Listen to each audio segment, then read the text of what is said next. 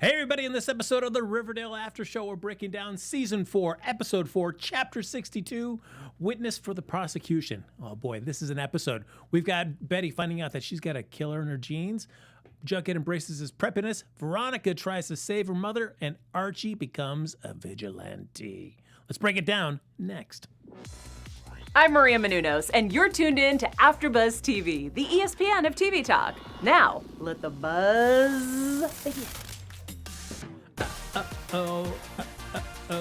Archie's wearing a mask at night, taking round tire iron, beating up bad guys right now in Riverdale. Hey everybody, welcome to the Riverdale Aftershow. Breaking it all down. That's my sweet jams that I lead into to every after show here. So I'm going to be doing a compilation, put it out on a CD, and then also go on a tour. I'll post those dates up later on my Twitter feed there, so you can check that out. But folks, welcome to the Riverdale After Show, breaking down all the craziness that's happening on Riverdale. It airs Wednesday nights on the CW. I am Frank Moran, and once again, it is just me in the studio. But don't worry, I've also got my reliable, trusty partner in arms here. We've got Ryan in the booth. That's me. How we doing, Frank? Oh, so much better knowing that you're here for me. So much better. I'm just really excited to talk about this crazy episode. Oh, it's a lot of bonker stuff happened here. We had some murder genes. Yes, you know how that is. I'm sure you've anytime you get blood work, you've got yourself tested for serial killer genes. That's right. I always get tested for serial killer genes. In fact, the person who knows the most about serial killer genes is the person. They're coming right next to me, but we'll introduce them later. Ooh, I can't wait to find out. Look at that. That's what we call in the biz a tease right there. But folks, like us on Facebook. Give us those 5 stars on iTunes. Subscribe to the YouTube channel. The chat is up and running. Hop in there. Share your thoughts about anything that happened in this episode that we're going to be talking about, or anything just Riverdale related that you just want to get off your chest. So yeah, we'll dive into the show and talk about some of the finer moments there. And we will kick it off with these serial killer genes. Let's just dive right into Betty Cooper's story here. Yes, boom.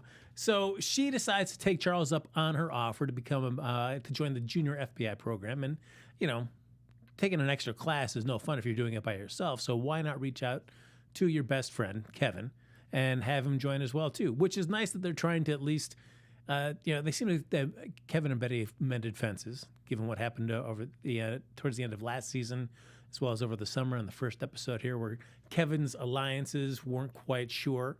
But now it looks like now that the farm is out of the picture, we've got Betty and Kevin trying to reclaim their friendship. So Kevin says, yeah, hey, I got nothing else going on. I will join this junior FBI after-school program, also because your half-brother, incredibly hot. So, and nobody knows what his deal is. Is he gay? Is he straight? That becomes a topic of conversation out of the episode, is that, yeah, Betty's realizing that I don't know much about my own brother here. What's going on here? So, but in the meantime, as they're going to start these junior FBI classes, Charles, like any good teacher, throws them right into the deep end, and that is, let's talk about serial killers. And Betty has got a knack for spotting a serial killer. Ryan, I mean, you've got an eagle eye. That's one of the things that everybody talks about. Yes. You here. An eagle eye? Yeah, an eagle eye. Yeah. That's true. I am a bit of an Eagles fan myself. That's right. See? So they do call me Eagle Eye here. You can spot when a fishy-looking person. Oh, I can spot a fishy-looking person from a mile away. They used to call me Eagle Eye in high school. Yeah. So I think you would have no problem identifying a serial killer. Oh yeah, I mean, I see them every day on my drive to work. In fact, they're in neighboring cars that are passing by. Well, boy, you you might be going a little broader than what we think. I think, or else you're living in quite a intense area of just a lot of weird social depravity. So that's right. Van Nuys is nuts.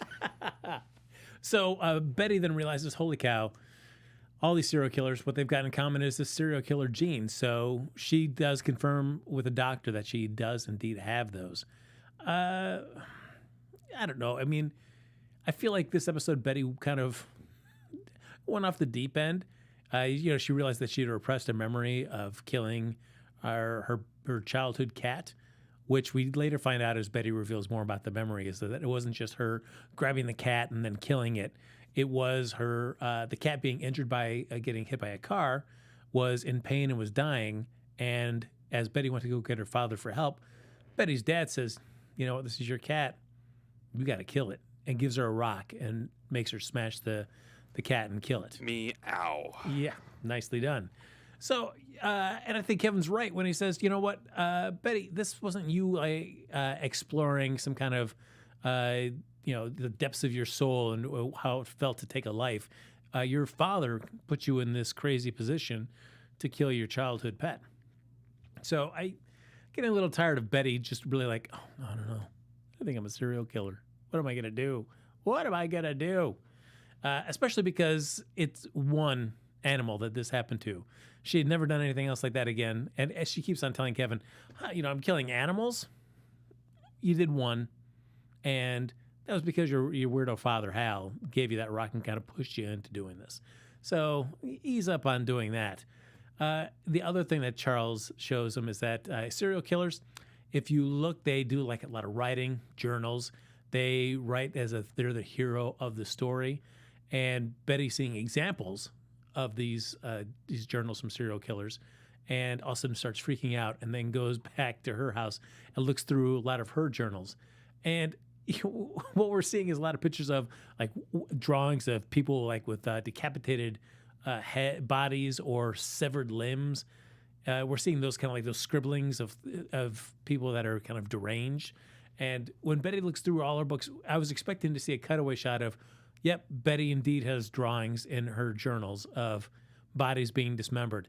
No, we never see anything like that at all. She just flips through the books and then puts them away. I mean, she looks exasperated, but we don't see anything in there. So, again, I also feel like Betty is, jumping a little bit too far. She may have the genes, but by no means is that some sort of predetermination that you're going to become a serial killer.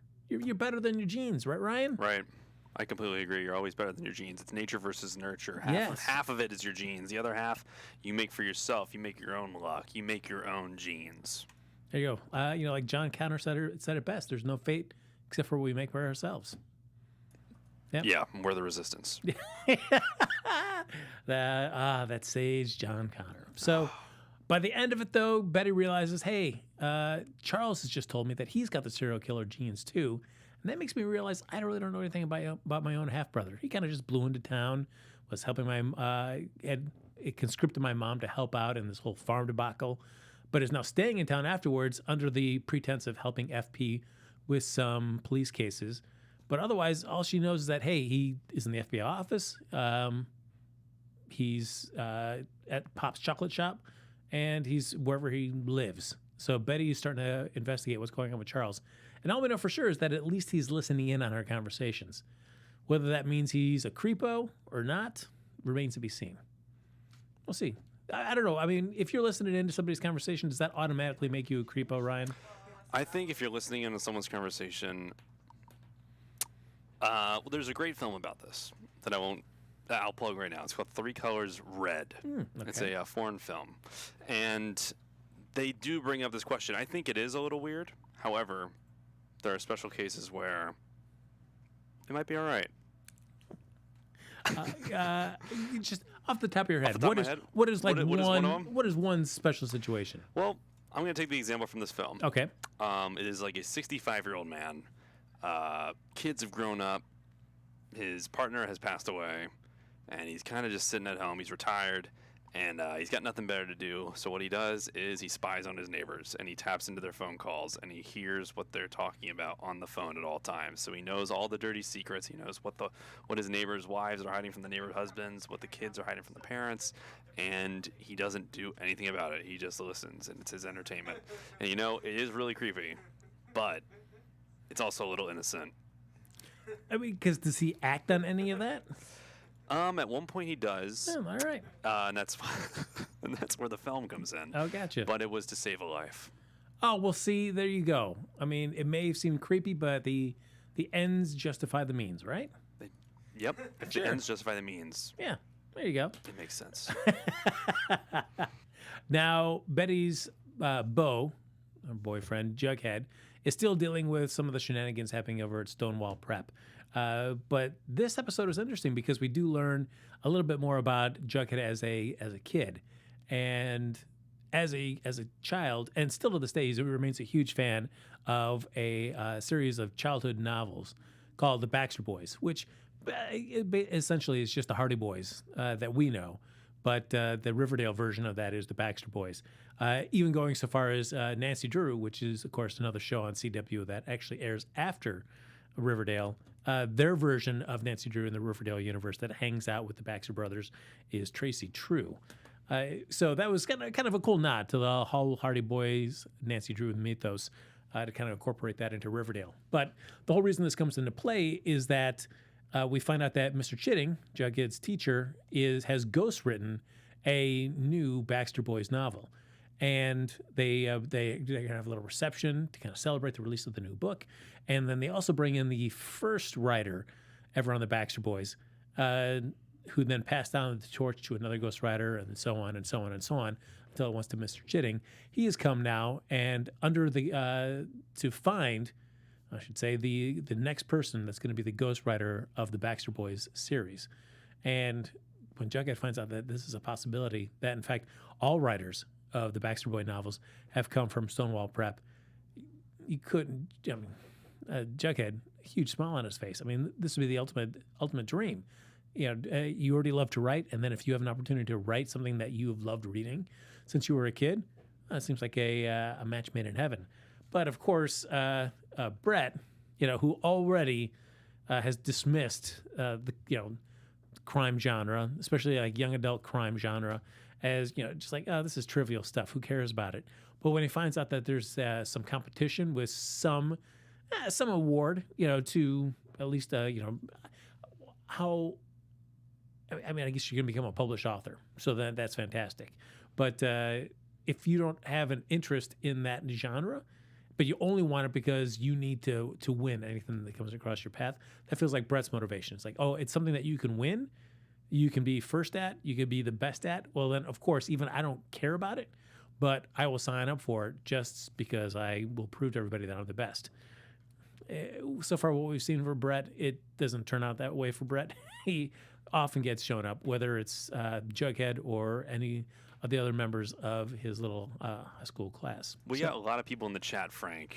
Lay it on me, chat. Queuing into what you're saying. We got Jassy Jones saying, interesting that Jughead's grandpa was one of the writers and was the one who sent him the books. Also, Cheryl's third sibling, Julianne, is from the comics, and it's a comic that has to do with the Antichrist, and that's hoping that leads to some Sabrina crossover. Potentially, that's a little off topic, but one can dream of a Sabrina crossover with Riverdale. Yeah, I mean, that's always been talked about, and I know the EP, Roberto, has said that there's going to be at least some closer ties between the two this season. I don't know if we'll ever actually get to see them cross over, which I feel like at this point, Riverdale's 4 seasons in, it's most likely going to get a 5th season. It's already kind of established its own sort of tone. I mean, it's a nice thing that, for sure, if Sabrina was on the CW, yes, we would have already crossed over. It would have been kind of interwoven together. But now that it's on Netflix and CW, I think it's nice to them to have just some kind of little nods, maybe Easter eggs that kind of reflect on each other's shows. But I don't think we're ever going to get that kind of crossover in the way that fans would want. Right. Yeah. But that doesn't mean that you can't just still enjoy their shows. Totally. Yeah. So, so we get to see Jughead wanting to do this. But, of course, Brett likes to push his buttons and say that, hey, you know what? Nobody ever here that's on the admissions board has read any of your writing. You didn't get in here because you're writing. You came in here because you're just a number. You're filling a seat. You're just somebody that is an underprivileged person that they're extending a courtesy to give that poor person a shot at this Stonewall Prep. You're not going to amount to anything. So Jughead, of course, doesn't take that very well. He's doing a poor job of letting Brett get to him. Brett knows what button to push with Jughead, and he keeps doing it, and Jughead keeps falling for it. But it seems by the end of this episode, after talking to FP and realizing, all right, you may not like your father, my grandfather, but you still want me to finish school. He wanted me to do something that neither FP or their grandfather, Forsyth the First, had done, which is finish high school. So FP is adamant that, you got to finish this. You got to do this. And what seals the deal, though, is that once FP says, Jughead, your grandfather gave you all these Backstreet Boys books. He is looking through one of them, and he sees, which is great, off of the old, for a good old crime novel, is some indentations on one of the pages that has been that's underneath one that's been ripped out. So you can do the great classic scene, and I know you've done this a lot, Ryan, where you just take a pencil and you just color in on that sheet of paper to bring to light whatever is written on that page. Yeah, you got to discover that secret clue. Just guys, put it. There's nothing more frightening than the blank page.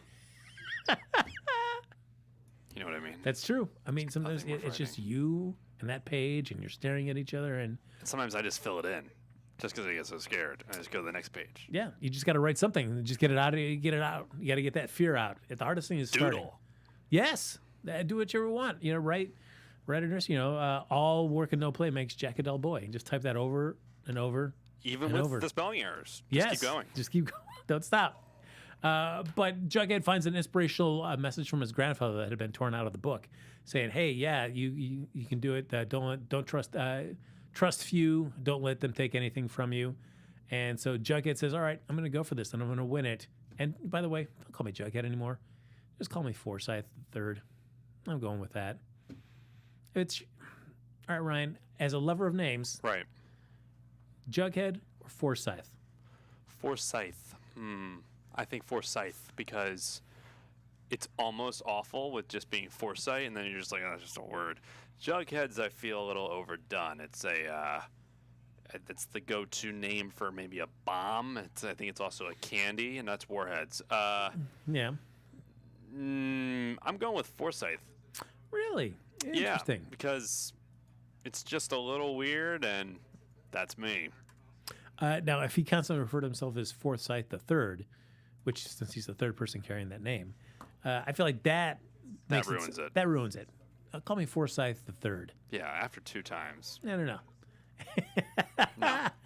Ryan, when you have a child, will you name? And it's a boy. I assume you're going to be passing your name. When you have yes. it. I think it's about 9 months from now when your schedule. baby comes. Yeah. Gosh. Will you pass down your name to your child? Oddly enough, and this might be a big reveal. I think so. But my name isn't Ryan. Woof. It's John. My middle name's Ryan. AfterBuzz TV exclusive. Exclusive. Breaking news right now. But yeah, no, it's because that's what my parents wanted to do that with my grandfather's name, because his name's John. But that was going to be my middle name. They said it didn't sound good. So they were like, let's make that your first name, and then we'll confuse everyone you ever meet and tell them you go by your middle name. But no, I don't know if I would name them Ryan. I think it's a joint decision with the partner, right? I think unless that's a name that's been carried down your family for years, like Henry V. Right. Or King George. Or any of the British royalty, quite frankly. I think then if it's something really special like that, then yeah, I think I'd consider it. However, I think you have to agree with your partner on that. You were sharing about our past, and I'll take a second just to share Open up, mine. Frank. I'm going to open up right here because I can trust it. It's just me, you, and all these delightful Riverdale Aftershow viewers. That's right. I got to set the mood. Yeah. So I feel like, we're in the trust tree. We can do this. So I am indeed a junior myself. Really? Yes, named after my father, and I have always resented that. Always. It's Frank Moran Jr. It's disheartening. It's disheartening. I hate it. I hated it because people would have to call me Frankie, or they call me Frank Jr. to be able to differentiate if they're calling to me or to my dad. Junior. And I hate the name Frank as it is. It's not a great name. It's my grandfather's name. Yeah, but it's just like anytime I hear the word Frank, I think of from the old show MASH. Yeah. Yes. The Frank who was played by Larry Linville on there. Frank Burns. I was thinking he was just a Weasley dude. So it's like I've never been a huge fan. And it's like my dad, nice enough guy, but he's like, I don't know what made him think like, yep, this name is so important. It needs to be passed down. Sounds like a Frank. No. Frankie? I mean, they were going to, the original thing, going to call me Scotty. And Really? Then my dad pulled an audible at the last second and said, I'm going to name him after me. Aww. That's disappointing, guys. Oh. Disappointing. Yikes. Don't, as somebody who's experienced it, don't pass down your But name. with Riverdale, so they're passing it, they're considering it. Yeah, well, I mean, it's Jughead. I mean, it's Forsyth the fourth, so he's Forsyth the third. Fourth Scythe. Yeah, so I mean, if you're gonna Jughead as a child, I feel like he's gonna pass it down again. He's gonna be Forsyth the fourth.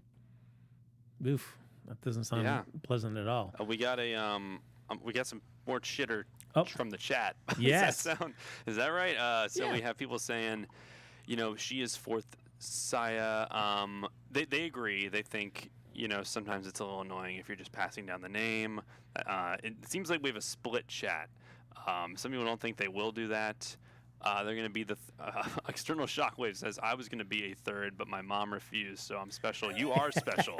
Yes. You are special. Props to your mom, external shockwave. Yes. Yes. Jellybean is Forsyth Ryan. Yes. Okay. Well, my middle name is pretty normal since it's Ashton. We have a lot of name sharing in the chat, so just comment your middle name, or if you're a second or a third or a fourth, and if the one who has the biggest number wins. So. That's true. Yes. If we get somebody that's like an 8, oh man, an eighth. Wow, yes. That's from like Middle Ages to now. Then. Wow. What an honor, though. A permanent. You're like in the Mount Rushmore of Riverdale Aftershow fans, right there. Consider that. And there's only 4 slots on that, so you can see how rarefied that is. You give us a big number of your generational name, you're going right there on top. Squad. Mount Rushmore Squad. That's right. If you get that name. So we've got our boy. Can we take a second to talk about Archie Andrews? Ryan, I got to get real about Archie Andrews. Let me pull the photo. Look at him. Okay. so handsome. I mean, he's trying to do right. Now, remember, this is the 4th episode this season. First episode was a nice standalone episode that really dealt with the ramifications of Fred Andrews' death, how that was affecting Archie, and how Archie wanted to change the way that he was living his life to do better, not only for himself, but also in honor of his dad, and also for the town that he loved, which is Riverdale. So he wants to make a change. We've seen over the course of this season where he's decided to really take the boxing rink that he has now, turned it into a community center, start doing activities to keep the children there late so they don't get wrangled up with any of the ne'er-do-wells that are working for Dodger, start having them run scams throughout Riverdale, doing crimes, robbing people, what have you. So God knows what's going on there. So, it started off in just a nice kind of very solid, relatable place. Like, hey, I want to do better. I want to do better in the memory of my father. I want to make this town that he loved a better place. And now we have him in this episode. He's become a crime fighter, a nighttime vigilante. He's wearing a mask, and he's going out, and he's on patrol in the bad section of town around the community center, and he's trying to stop people that are trying to commit crimes. Not safe, Frank. Not safe, and not very smart. Not very smart. I mean, he's going so far as to do the Christian Bale thing, where he's speaking in a little deeper tone. Yeah. So you won't know that it's Archie Andrews underneath it. I'll speak deeper. Archie. Yeah. Frankly, that's not great, Frank. I don't think that's a smart move on his part. It's a little dangerous. It just, I guess. I mean, what is going on now? You came from such a relatable place at the beginning of the season. Of a son missing his father, wanting to do better. And now you have him by the 4th episode. He's wearing a mask, and he's going out trying to stop crimes. Come on, guys. I mean, that's what Batman did after he lost his parents. Well, that's true. Except his mom was named Martha. Yeah. How do you know that name? Why did you say that name? It's just Archie's never filled with good ideas. And for right now, he hasn't gotten himself in a situation. Whoops. Martha? Whoa. Yes. Whoa. He hasn't gotten himself in a situation where he's been on the short end of the stick in terms of any of these confrontations. But I feel like that time is coming. He's pushing Dodger, and we see him doing it again this episode. He confronts Dodger, threatens him. While Dodger goes to grab his gun, Archie pulls a Batman and he disappears. So you turn around, you turn back, and boom, he's gone. I feel like it's only a matter of time before he's going to be set up to where he's thinking he's stopping one bad guy and realizing that, oh, wait, this is a jump situation. There's like 10 guys waiting for me here. And then a beatdown's going to happen on Archie. So, Wow. yeah, I feel like, I mean, that seems to be where this is going. I mean, we've already seen Dodger say, you're not going to stop me. I've got the manpower. He's like, I've also got the people. Where he's not like a man of the people. Dodger is basically extorting these people. So he doesn't really have the people. He's extorting the people. So I don't know if that's necessarily the same thing as having the hearts and souls of your constituents. I don't know. You're rolling them over for money, for protection. And so that's how you make you think these people are going to follow you blindly because of that. Ryan? Yeah. You're going to become a vigilante, right? I'm thinking about it. I think there are times where I'm looking in the mirror and I'm thinking, I'm kind of sizing up like where I put the mask. Would I go full mask? Would I just do like nose up, like around the eyes? Kind of a little domino mask kind of thing? Domino, or maybe like I was gonna do Rorschach, but now in the new Watchmen, that's like not a good mask to wear, No. That's gone. But yeah, I'm still kind of figuring it out. I know no capes from The Incredibles. Yes. That's the one thing they taught me. Steven's a vigilante himself, I think, in the background here. Yeah, I mean, I thought about it. I think my superpower, though, is making sure we have the best Riverdale Aftershow we got. And that's why you're the hero. You're the hero we need. The hero we need, not the hero you deserve, but the hero you need. That's and right. I think a lot of people in the chat are also thinking, oh my goodness, people are going off in the chat right now about Archie and saying he's Wonder Dunce. That's a great name. Yeah, it is. Go ahead, Ryan. You can keep going. I guess Archie learned nothing from the Red Circle debacle. Archie isn't trying to be like Batman or any other superhero. If anything, he wants to protect the youth center he worked hard on. Interesting points. Oh my goodness. I love Archie for standing up for the kids after the community center. So I think a lot of people are in support of his vigilantism. I just don't know if, again, it's the safest thing to do. Sometimes a cool thing to do is not the safest thing to do. Yeah, because Archie is visited by FP, who says, "Hey, I'm getting a lot of complaints from people saying that your public urination, graffiti, things like that." And Archie's like, "Hey, I can guarantee you they're not doing stuff like this." And FP's advice is, "Hey, you know what you should do is have a Clambake." Which I've never been to a Clambake. I don't know if I'd want to go to a Clambake. If somebody invited me one, I think I may come up with an excuse not to attend. Right. But the idea is to bring everybody in, talk to them, let them get to know you. If they know you, they're more inclined to help. So Archie invites everybody over, and it's not.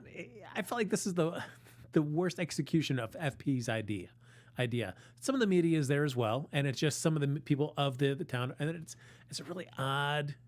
It's separated. They're up on like on a balcony. Or at least up on a landing, while Archie is down lower with Reggie and Mad Dog talking to them. And Archie really just says, like, hey, this is what it is, and this is what it's going to be like, and if you don't like it, just get out of my way. I don't think this is the best way to ingratiate yourself with the people around you. He was so tactless in this presentation.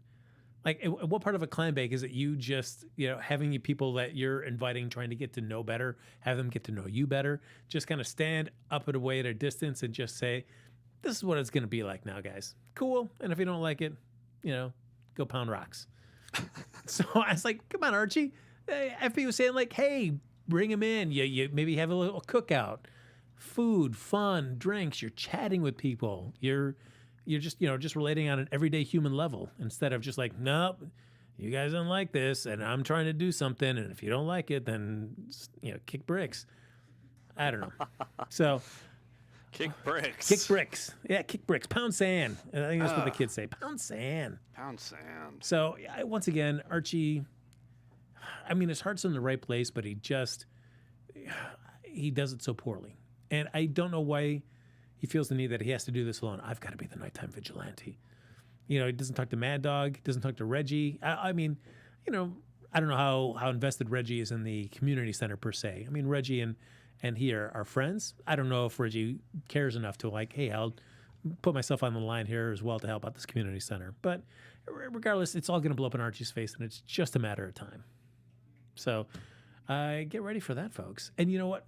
The one thing that's never going to blow up in our faces, folks, is how awesome you are and how committed you are to watching all these fantastic shows here at AfterBuzz. It's not just the Riverdale After Show, though I love that you want to spend your Wednesday night here with me breaking down this episode. You want to hang out and hear Ryan's stories about his vigilante ways, his past, all these cool adventures and misadventures that he's been on.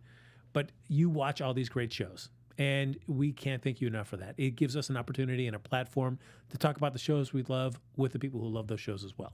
But we're also asking for a little bit of help too. So whenever you get a chance, if you can like us on Facebook, subscribe to the YouTube channel, give it a thumbs up while you're there, or give us a 5-star rating on iTunes. But no matter where you're getting involved, where you're commenting, just get involved in the conversation like you're doing tonight here on the chat. So again, folks, thank you so much for taking time out of your day/night to listen or watch one of these shows and helping us become the ESPN of TV talk. There you go. Bon appetit. So, rounding out our core four core four characters, we've got Veronica. Yes, Veronica's got dual court dates, both for mom and dad, and trying to see if she wants to keep Hiram in jail while getting Hermione, her mom, out of jail. And comes to realize through the course of the episode, it's not going to be as easy to do either of those, because we find out that Hiram has hired a private investigator. And not just any private investigator. We find out at the end of the episode, it's his daughter. That's right, Veronica's sister, which I'm assuming half-sister, since we've never heard mention of her before. I feel like we would have if it would have been a child with Hiram and Hermione. So Hiram has a daughter from someone else that's been out in the world that has now come up from Miami, and she's a fixer. I should say private investigator/fixer. And Hiram had a problem. He wanted to make sure that he got out of jail. He got acquitted for these crimes. So he called up her daughter, Hermosa. Hermosa. I don't know if that's a great name. Hermosa. All right. Yeah. I just kept thinking of Hermosa Beach. I'm like, okay, Hermosa Beach is coming to get me out of jail. But she bugs all these establishments, including Le Bon Nuit, and gets to hear all these conversations that Betty has had with the FBI, the federal prosecutor, and realizes that, hey, you've cooked the books. Hiram was not lying about that when you said that you cooked the books to frame him for these crimes. They couldn't get any concrete proof on Hiram, so Veronica had to make that proof, and that's how the FBI was able to actually make that conviction. So, or that arrest, I should say. So she says, hey, guess what? It's busted, and it's not going to happen. Hiram's going to get free. So by the end of the episode, Hiram is free, and Hermione, as we find out, if she decides to keep pleading not guilty, more and more of her past is going to get uncovered. Things that, crimes that have happened that they haven't even gone on anybody's radar yet. So the more she keeps saying that she's not guilty, the more people are going to be inclined to be digging in and perhaps uncovering all these other misdeeds, which to that point, nobody even knows about. So the plan is, all right, Hermione just changes her plea, says, I'm guilty, and then Veronica will use the last bit of juice that she has with the governor to immediately get her pardoned. And that works, at least in this episode. So Hermione is free. She's been pardoned by the governor, and Hiram is now free, and his plan is to run for mayor, which Ryan, how inclined would you be to vote somebody? If somebody just got out, they've been acquitted for the charges, the crimes have been in charge to them. Right. They're coming out, I'm acquitted, but I'm going to run for mayor. Would you be inclined to vote for that person? If someone had just got out of jail, yes, and they're running for mayor, would I vote for them? And they say they've been acquitted of their crimes. So charges have been dropped. He is a free person. Would you vote for him, or would you feel like, okay, you may have got away with this, but you still are a shady guy? Well, Frank, I'm glad you brought this up, because the first thing I'll say is, okay, my number one thing in a candidate is the policies. And if I agree with the policies, then everything else comes second. So that's that. And yeah, I mean, hey, if they got acquitted for their crimes, maybe that could then if I'm following the law. Then hey, that doesn't impact my decision on whether I would go with them. In fact, it could, if they run a campaign on maybe preventing getting arrested for crimes that they did not commit, and maybe like cracking down on that, I would be more inclined to vote for them even more. You know, I mean, Hiram is a guy that's, he pulled a lot of shady deals to get a bunch of land in Riverdale to build his private prison. And I feel like that was never a good deal for the city. I can't imagine that he really realistically thinks that his chances of, I mean, he's not going to, I guess, I can't believe that he would be elected mayor. But if Hiram says that he's going to run for mayor, he's not going to do that unless if he feels he has a extremely good shot at becoming mayor. He's not going to just say that just to say it. He's only going to say it if he thinks he can make it happen. So I guess we have Mayor Hiram Lodge at some point in our future. Hooray. That's right, yeah. Hooray. So Veronica, not in a good place at the end of this episode. We'll see what happens with Hiram and Hermione now that they're free of their respective prison cells. Folks, you know what? We're going to wrap it up here with a little bit of news. AfterBuzz TV News. And I want to turn your attention to a nice little article written on E! Online, which happens to talk about something that had been kind of intriguing me as I was watching this episode, especially by the end of it, where things started kind of clicking into place. And this is, they have a nice little article that came out today about the Riverdale, called Riverdale Continues to Taunt Us with Jughead's Murder.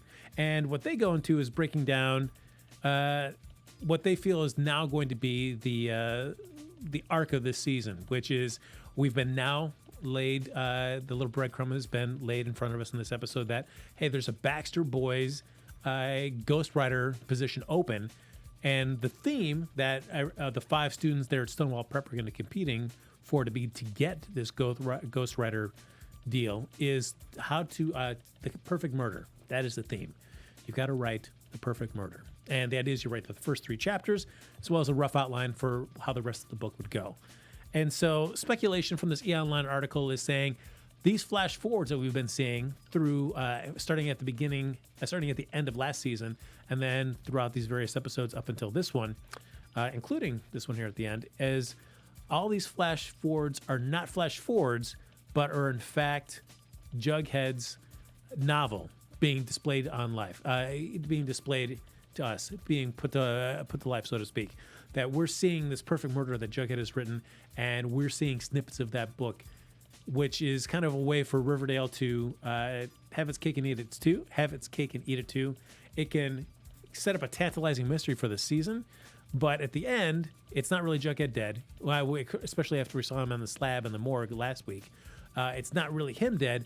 It is just the story that he's written about committing the perfect murder. So how would you folks feel about if all these flash forwards we've seen aren't really about our real life flesh and blood Forsyth III being dead, but it is instead just visual representations of the story he's writing to become the ghostwriter of the Backstreet Boys series? Whoa. Yeah. So it's an interesting article, and things like that were kind of popping into my head as I was watching this. And I read this article after I saw the episode, and I was like, I am in sync with a lot of what this is saying. I don't know how I feel about this. I'll be curious to see what you folks think there in the chat. Do you think it is as easy as that now? And if it is indeed that, does that kind of ruin the rest of the enjoyment for the season, that you're not going to really have much investment in the stakes of these flash forwards because you think like, well, they're just sections of the story that he's writing for this Backstreet Boys mystery. I'm hoping that Riverdale has another twist to this as well, because if it's just this, I feel like in episode 4, if you already know the roadmap for the rest of the season, it's going to be a long season if that's the case. So I'm hoping that they have something else different. Let's hope that they do. Ryan, do you think that's it, or do you think they have another another card up their sleeve? I think any stellar show like this one always has some secrets up its sleeves. To think that we got all these episodes left and there's not going to be any surprises is a little naive, Frank. So I think we're definitely going to get a few surprises down the road, if not within the next couple of weeks before the holiday season fully kicks in. Oh, that's true. from Ryan's lips to the Riverdale writer's ears. Folks, that's going to do it for this episode of the Riverdale Aftershow. Holy cow. Ryan, we've done it again.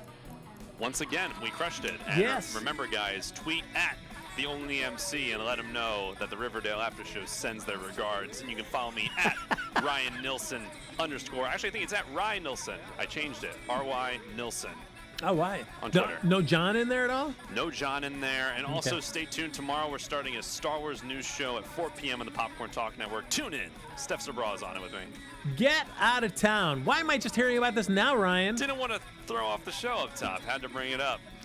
Well, now that's all I want to talk about.